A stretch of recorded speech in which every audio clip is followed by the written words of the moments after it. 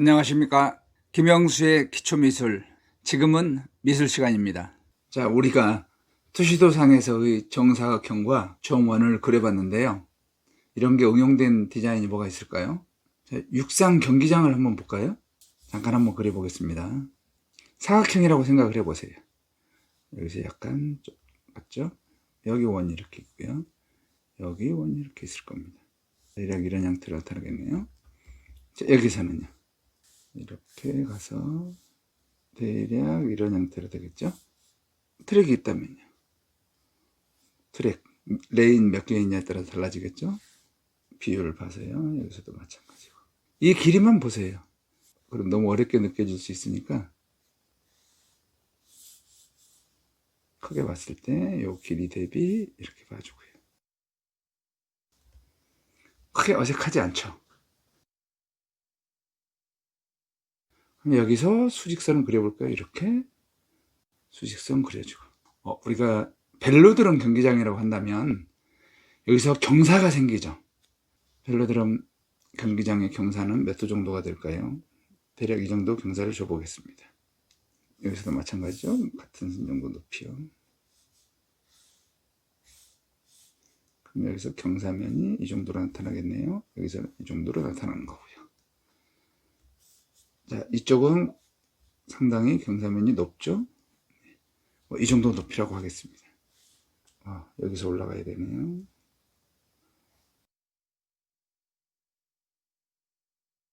그럼 여기서도 마찬가지 그 정도 높이가 돼야 됩니다. 여기서 어려울 때는 단면 하나 그려보세요. 이렇게. 그럼 여기서는 안 보일 수도 있겠네요. 이렇게. 상당히 가파르네요. 여기서도 만약에 어떤 단면이 있다 그러면, 물론 이제 이 벨로드럼 경기장 같은 경우는 공면이 각 부분 높이가 다 다르죠. 여기보다는 조금 더 낮춰가지고요. 이런 식으로 되겠죠. 여기에 스탠드를 더 얹어도 됩니다. 뒤쪽으로 더 연장을 해서 이렇게요. 이 선이 연장이 되겠죠. 여기도 마찬가지 연장이 되세요.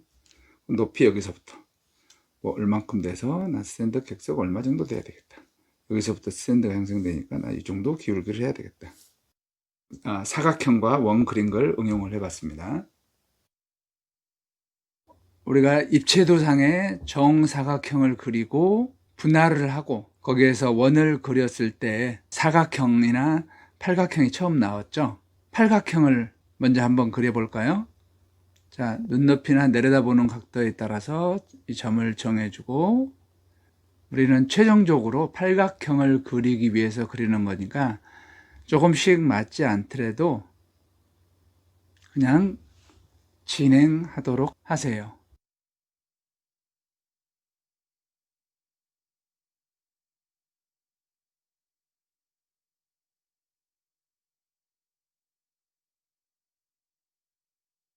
자, 5분의 2 지점 정도 중요하다고 그랬죠? 좀 체크해 주고요. 8개의 점이 다 나왔으니까 팔각형 안에 있던 평행선들 한번 그려볼까요?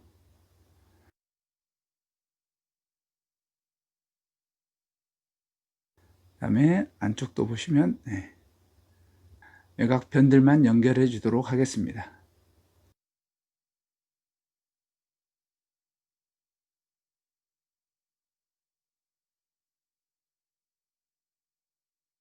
이 높이를 보면은 기울기는 이무대로 지정을 해줘도 됩니다. 처음에 팔각형 그린 상태에서 높낮이만 조절을 해주는 겁니다. 이러한 형태를 팔모 지붕이라고 합니다. 자, 첨화선 연결해 주고요. 약간의 곡선 형태로 되어 있죠. 저번 시간에는 사각형을 그리고 내접하는 원을 그리고 그렇게 해서 찾았는데, 이제 그게 어느 정도 숙달이 되면은 막바로 처음부터 원이라든가 필요 없이 작업을 할 수도 있는 겁니다. 자, 이 정도로 해보겠습니다. 이렇게 되면 팔모 지붕의 기본적인 형태가 나왔죠. 팔각정의 가장 높은 부분이 저 뒤쪽보다도 약간 낮게 있으니까 전체적으로는 다 내려다 보이네요.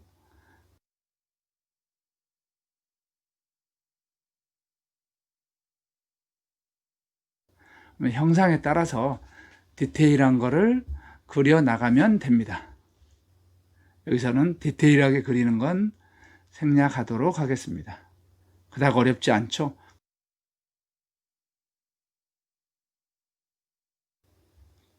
자, 이번에는 어떤 형태를 그려볼까요? 육각형의 형태를 한번 해보겠습니다. 대략 사각형의 위치. 이번에는 원을 이용해서 한번 그려볼까요? 육각형을 그리려면 삼각형을 그리고 반대쪽으로 하나 더 그리면 되겠죠? 삼각형이나 육각형을 그리실 때는 이렇게 원을 그린 상태에서 작업을 하시는 게 조금 더 유리할 겁니다.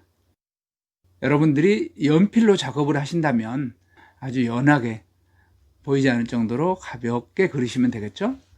여기 3등분, 3등분에서 3분의 1 지점 이렇게 하면 삼각형 하나가 완성이 됐죠.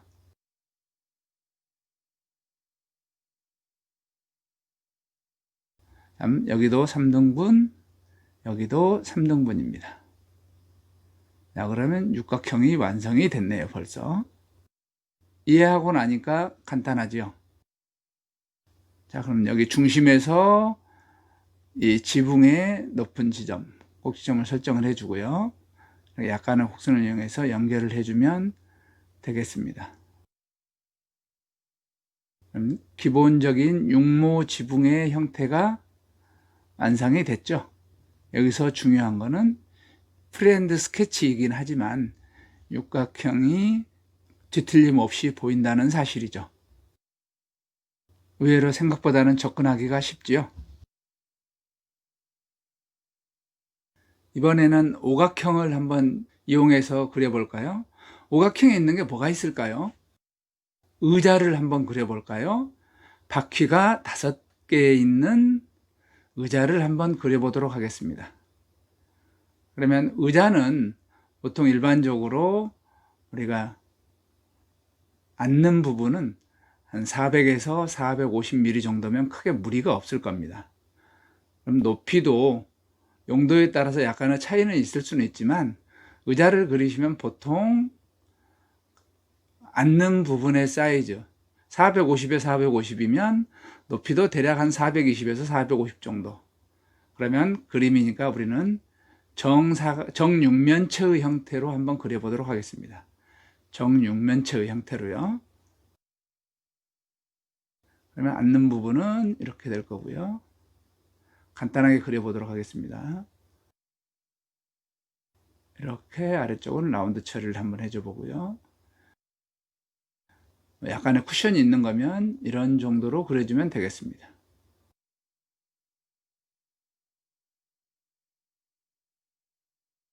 이 의자 사이즈가 450에 450이면 아래쪽 바퀴 있는 부분은 이 사각형에 내접하는 원이면 좀 불안정할 거예요. 외접하는 원으로 그려보도록 하겠습니다.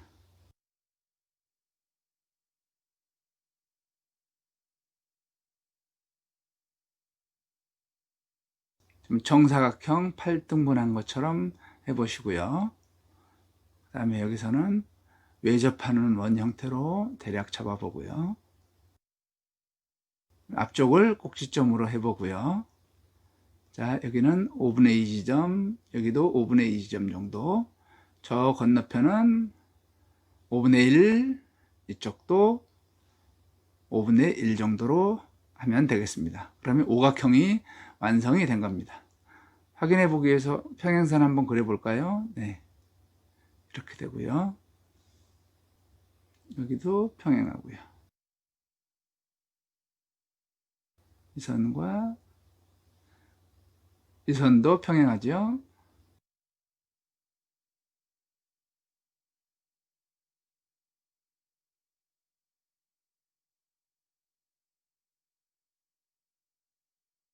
네, 오각형이 완성이 됐습니다. 바퀴 달리는 의자니까 중심 쪽 지주만 그려주면 되겠죠. 바퀴를 지탱하는 부분은 그려주고요. 여기서는 아주 디테일한 부분은 생략하겠습니다. 프렌드 스케치 부분이니까 정밀 묘사하고 싶으신 분들은 충분한 시간을 가지고 천천히 그리시면 됩니다.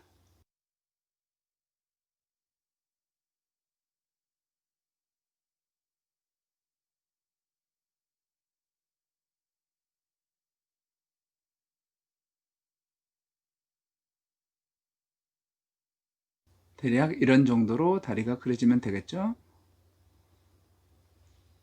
그리고 하단부에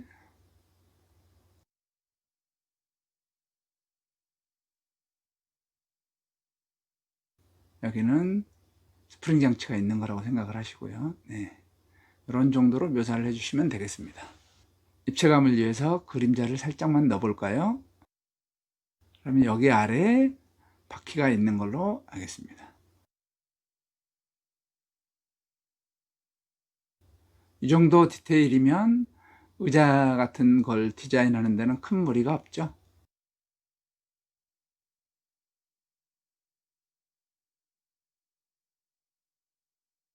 등받이 부분 한번 해볼까요? 그러면 이렇게 중심 쪽으로 해서 뒷부분 간단한 사무용 의자라고 생각을 해보시면 이런 정도만 대략적으로 스케치해 주시면 되겠습니다. 약간의 등받이 그려주고요. 이런 정도면 간단한 오각형 위주로 그려봤습니다. 자, 이번에는 기울기가 있는 걸 한번 그려볼까요? 자, 우산을 한번 그려보도록 하겠습니다. 그 다음에 이럴 땐 메모지거를 이용해서 같은 길이로 측정을 해주시기 바랍니다. 팔각형으로 된 걸로 그려보겠습니다. 이렇게 하셔도 되고요. 그 다음에 어떤 길이가 결정되어 있는 그림을 그리신다거나 할 때는 대략적인 중심점을 구하시고 그 다음에 이 메모지를 이용해서 길이를 먼저 측정합니다. 그래서 이걸 반대쪽에서 먼저 맞춘 다음에 안쪽으로 들어와 보세요. 차이점을 주고 차이가 있는 만큼의 중심을 정하시면 이게 곧 중심이 구해지는 겁니다. 내려다 볼 건지 올려다 볼 건지를 결정하신 다음에 내려다 볼 거면은요, 아래쪽을 먼저 결정을 하시고요. 위쪽은 약간 더 짧게 해주시면 되겠습니다.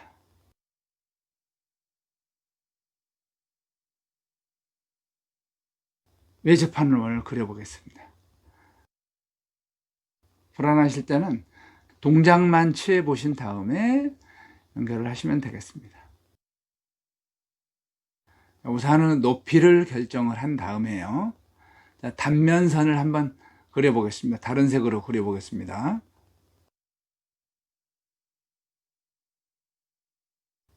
이런 정도로 그려주고요. 반대쪽도 네. 좌우 대칭이 되겠죠.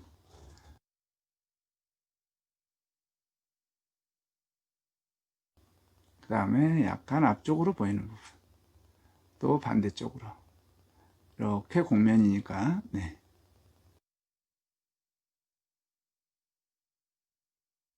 그 다음에 변들을 그려보도록 하겠습니다. 천이니까 어느 정도 신축성이 있으니까 약간 안쪽으로 말려 들어가죠. 네, 이렇게 그려주시면 됩니다. 자, 우산의 외형을 이루는 네, 선들을 조금 다른 강하게 그려볼까요? 이런 형태로 외관이 만들어지는 거죠. 이렇게 됩니다.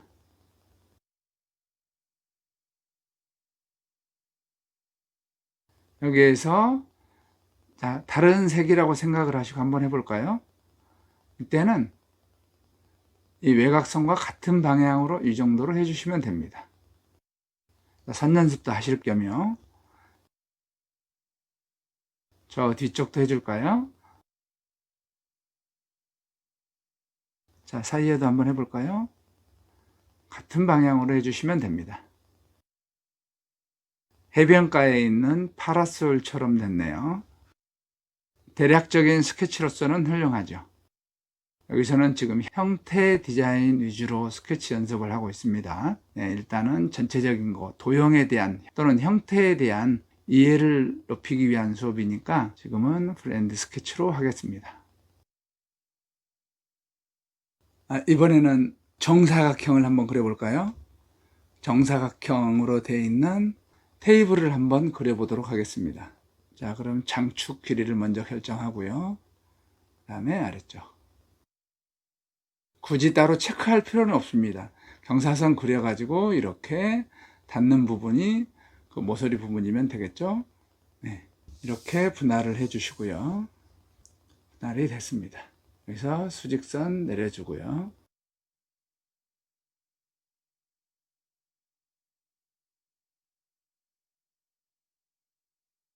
왼쪽과 같은 높이로 하기 위해서 이렇게 라인을 맞춰 봤습니다.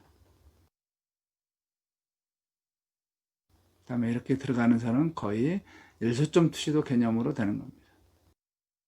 반대쪽은 이렇게, 그렇죠? 건너편 쪽에 이만큼에 보입니다.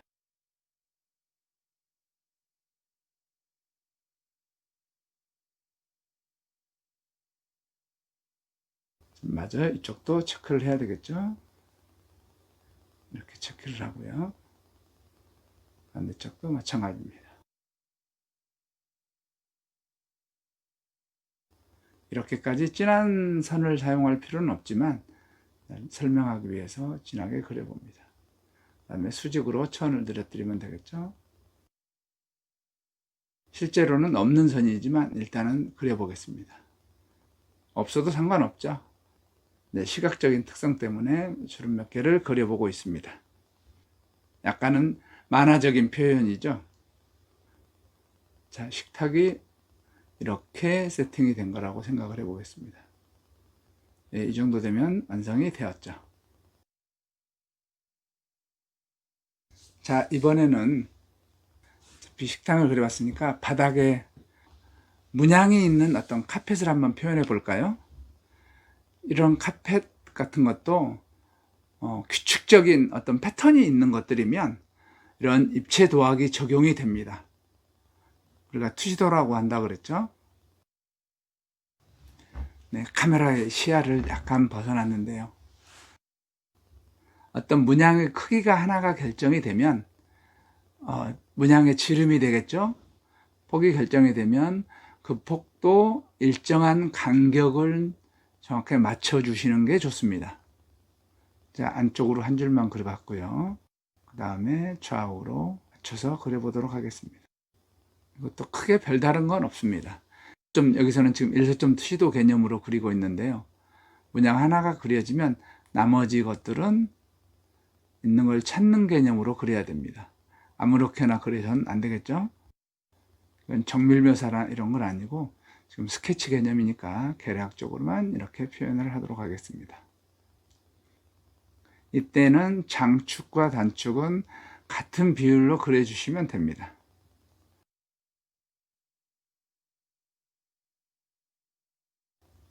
이렇게 어떤 질서가 다 있지요. 그 다음에 조금 허전하면 네, 사이사이에도 조그만 것들을 추가해 보도록 하겠습니다. 패턴이 있는 것들이 오히려 질감 표현하는데 훨씬 더 쉽게 작용하기도 합니다. 여기서는 일소점 투시도 개념으로 본 정사각형이 적용을 해봤습니다. 이 시간에는 정원을 가지고 공부를 해보도록 하겠습니다. 그래서 정원의 단축과 장축의 변화에 따라서 그림이 어떻게 바뀌어지는지 알아보도록 하겠습니다. 이걸 입체도, 즉 원근법이 있는 투시도로 보면은 장축과 단축의 변화에 따라서 눈높이가 높아지기도 하고 낮아지기도 하고 거리가 멀어지기도 하고 가까워지기도 하는 것을 알 수가 있습니다. 자, 인면을 한번 봐볼까요? 이쪽도 마찬가지입니다. 장축은 그대로 두고 단축만의 변화를 가져보겠습니다. 자, 원을 가지고요. 사람의 허리에 있는 벨트라고 생각을 해보세요. 돌아가는 거에 따라서 단축이 기하급수적으로 변하죠. 네.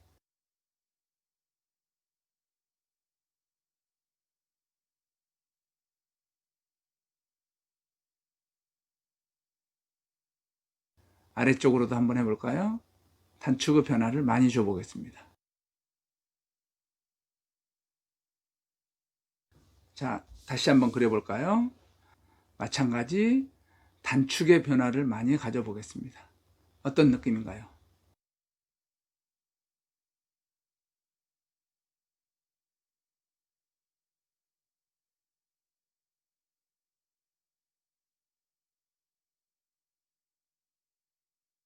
그 다음에 이 장축의 방향이 어떻게 되느냐에 따라서 경사면이 되기도 하고요.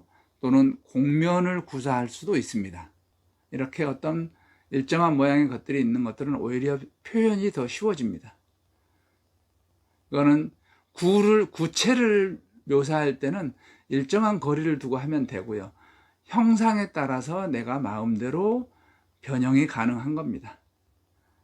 한 번 더 볼까요? 이런 만약에 장축의 방향에 이런 경사각을 갖는다면 그냥 경사면이 되는 겁니다.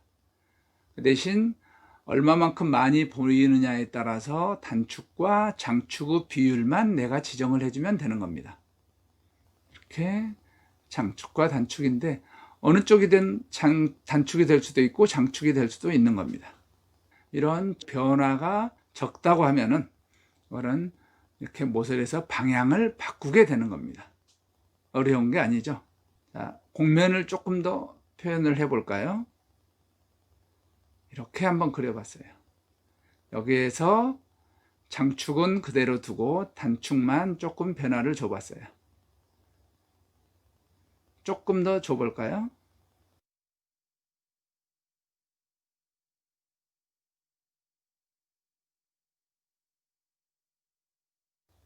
더 조금 줘보도록 하겠습니다. 급격하게 꺾이는 듯한 느낌이 드시나요? 자, 그럼 이 상황에서 단축을 조금만 더 넓게 표현을 해보도록 하겠습니다.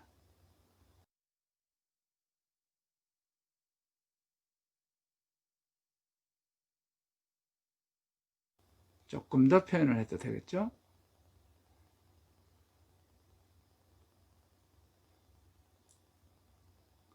곡면의 느낌이 나시나요?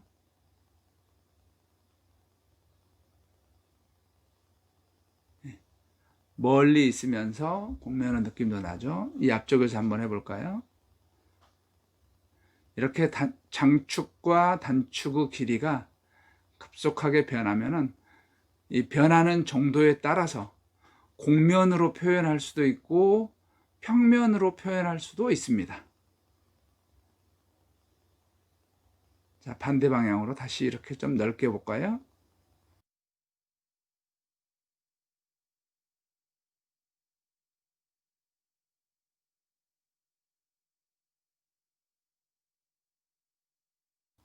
다시 한번 이번에 또 단축을 좀 줄여보도록 하겠습니다. 어떤 변화가 느껴지십니까? 여기서는 장축과 단축의 변화에 따라서 그림이 이렇게 달라질 수 있다는 거, 면들이 달라질 수 있다는 것을 정확하게 이해해 주시면 되겠습니다. 어떤 특정한 외형선이 없더라도 이런 곡면이나 평면은 쉽게 묘사를 할 수가 있는 겁니다.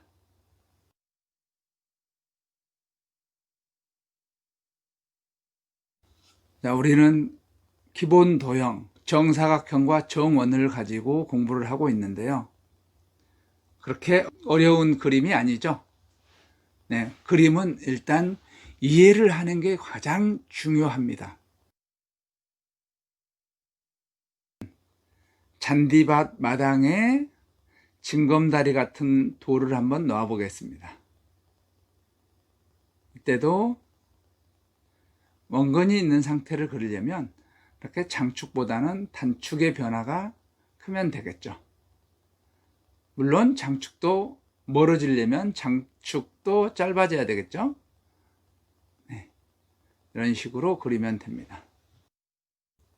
장축과 단축의 전체적인 비율이 중요합니다.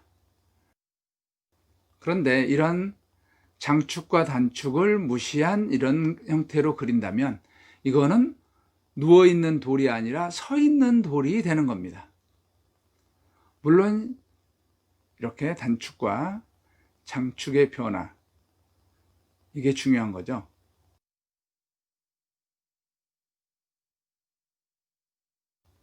이렇게 같은 비율로 줄어 들어가면 됩니다. 물론 돌 자체가 길쭉한 돌이 있을 수도 있습니다. 그러려면 그리는 건 오히려 더 어려워집니다. 그만큼 정확한 세부 묘사를 해줘야 되기 때문이에요. 세부적인 묘사가 부족하면 평면으로 어떤 건 누워있고 어떤 거는 경사져 있는 것처럼 보일 수도 있는 겁니다.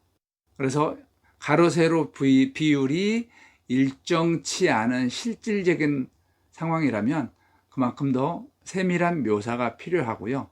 이런 거는 이제 스케치니까 만화적인 표현이라고 하죠. 그래서 비율만 일정하게 어느 정도 맞춰주면 무리 없는 묘사가 되겠습니다.